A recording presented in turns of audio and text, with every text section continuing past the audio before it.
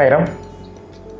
श्री साई बाबा के दर्शन के लिए देश विदेश से लाखों साई भक्त यहाँ आते हैं।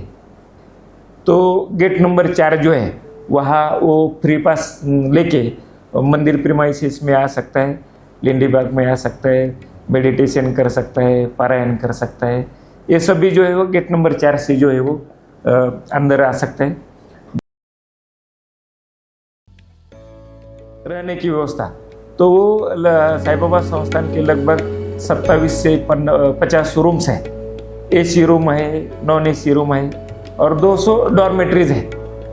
डॉर्मेट्री जो है एक डॉर्मेट्री में जो है लगभग 25% जो है एक डॉर्मेट्री में रह सकते, उनसे सिर्फ 20 रुपये का चार्ज जो है वो लेते हैं। इसके अलावा जिसके पास 10 रुपये है, सिर्फ 10 रुपये है, वो 10 रुपये से जो है हम लॉकर में जो है उनका जो सामान जो है वो लॉकर में रखते हैं और 10 रुपये में जो है उनको एक बेड देते हैं। यानी किसी के पास 10 रुपये है तो वो एक दिन जो है शिरडी में रह सकता है। सिर्फ 10 रुपये आपके पास हो तो आप यहाँ रह के बाबा का दर्शन जो है वो ले सकते हैं।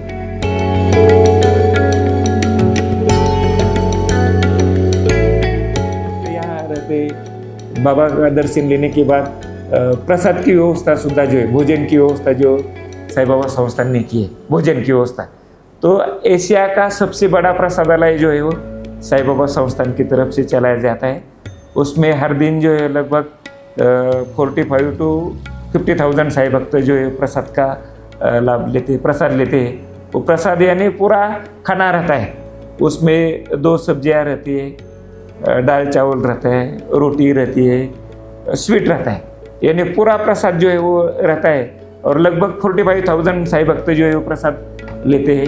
प्रसादालय जो है वो 24/7 चालू रहता है, यानी रात को 1:30 बजे जो है पहली टीम आती है, वो जो है वो रात को 2 बजे से सुबह 7 बजे तक जो है वो 10,000 एवरेज में 10,000 लोगों का ब्रेकफास्ट बनाती है। मशीनरी है, चपाती मेकिंग की मशीनरी है, डिश वॉशर है, सोलर की डिशेज बड़े बड़े बनाई है। हमारी संस्थान की खुद की लैब है, वहाँ सब जो अन्न प्रसाद बनता है उसकी सब टेस्टिंग रहती है। तो ऐसा ये एडवांस का जो प्रसादालय जो है वह प्रसाद की व्यवस्था की जाती है।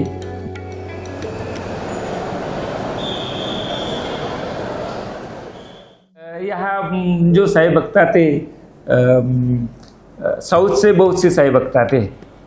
तो शहर में जो शहर से जो साई भक्त, सिटी से जो साई भक्त आते हैं उनको हिंदी समझती है, लेकिन जो रूरल से जो ग्रामीण एरिया से जो साई भक्त आते हैं तो उनको हिंदी भी नहीं आती। तो वो जो मंदिर प्रीमाइसेस में जब हमारे साथ बात करने चाहते हैं तो वो क्या बोलते हैं हमें नहीं मालूम होता है, हम क्या बोलते हैं उनको नहीं। तो ये समझ के हमारा जो सिक्योरिटी स्टाफ जो है और जो PRO का स्टाफ जो है उनको हमने एक 7 दिन का जो है वो तेलुगु का प्रशिक्षण, एक इंट्रोडक्टरी जो है वो भक्त क्या बोल रहा है ये समझने के लिए एक इंट्रोडक्टरी उनको ट्रेनिंग दिया था।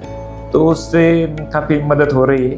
जो न्यू डोनेशन पॉलिसी भी जो है वो अनाउंस की है, तो जो भक्त डोनेशन देते हैं उनका डोनेशन के बाद ये जब बाद में वो आएंगे तो उनका दर्शन, उनकी आरती की व्यवस्था, ये भी जो है वो डोनेशन पॉलिसी में लिया है। बाहर आते गुरुस्थान से तो वहाँ हमने वो फीडबैक रजिस्टर रखा है। वो फीडबैक रजिस्टर जो है मैं हमेशा बीच बीच में पढ़ता हूँ और उसमें जो सजेशंस आते हैं वो सजेशंस हम इम्प्लीमेंट करते हैं।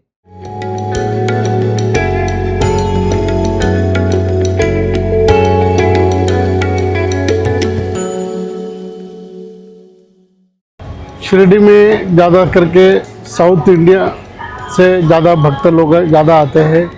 ऐसे ऑल इंडिया और विदेश से भी साई भक्त दर्शन के लिए आते हैं। दर्शन को क्यों आते हैं कि इधर शिरडी में जो बाबा शिरडी में आने के बाद उनकी मनोकामना पूरी हो जाती है। इसके लिए ज़्यादा भक्त लोग शिरडी साई दर्शन के लिए आते हैं। और संस्थान की तरफ से अभी नया प्रोजेक्ट लेदर शो है, गार्डन है और नए नए प्रकल्प साईं बाबा संस्थान की तरफ से साईं भक्तों की सुविधा के लिए संस्थान की तरफ से होने जाने वाला है।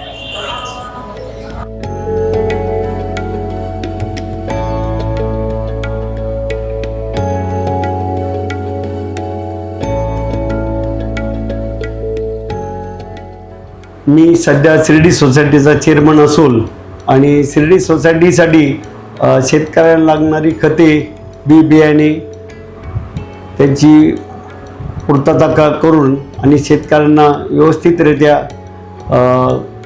माल मिळावा यासाठी प्रयत्न करीत आहे व त्यानंतर आपण आत्ताच साधारण शासनाकडून जे गोडाऊनची स्कीम आलेली आहे ती स्कीम पण आपण आता 1.25 कोटी रुपये मंजूर करून ती पण स्कीम आपण थोड्याच दिवसात राबवणार आहे। आमदार राधाकृष्ण विखे पाटील व सुजयदादा पाटील विखे यांच्या नेतृत्वाखालीच आपण हे तसेच आपले श्री साईबाबा संस्थान यांचे हॉस्पिटलचे काम व्यवस्थित चालू आहे। गोरगरिबांना